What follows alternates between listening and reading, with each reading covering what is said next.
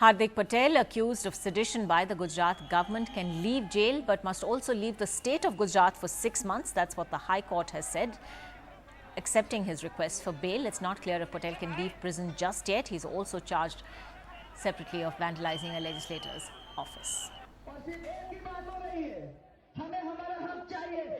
Well, big relief for Hardik Patel, the 22-year-old face of the Patel agitation in the state.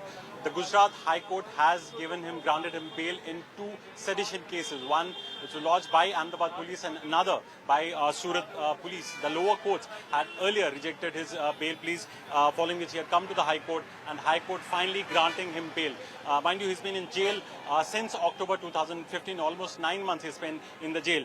But he won't be out of jail just as yet, because one more case, the Vishnagar case, in which he, along with some Patidar agitationists, had allegedly targeted a local MLA office last year when the agitation had started. That case is still pending. His bail plea was rejected by a lower court earlier, and now he has come to the High Court. The hearing on that case is on 11th of July, which means that till that day he will continue to stay in Lajpur jail, which is in Surat. But yes, a big relief in a sense that these were 2 serious cases which were lodged against Hardik Patel, sedition cases by both Ahmedabad and the Ahmedabad and Surat police, his bail plea had been rejected earlier by the lower court. But now the Gujarat High Court giving certain, laying down certain conditions, in fact asking him to file undertakings. In fact, during the course of hearing, he had agreed to stay out of Gujarat for 6 months, and also stated before the court that he'll give an undertaking promising that no protests,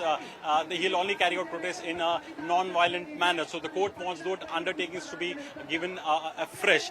So clearly a relief for him, though he still continues to be in jail for some time, but relief in a sense that 2 serious cases, the sedition cases against him, the bail has been granted by the Gujarat High Court.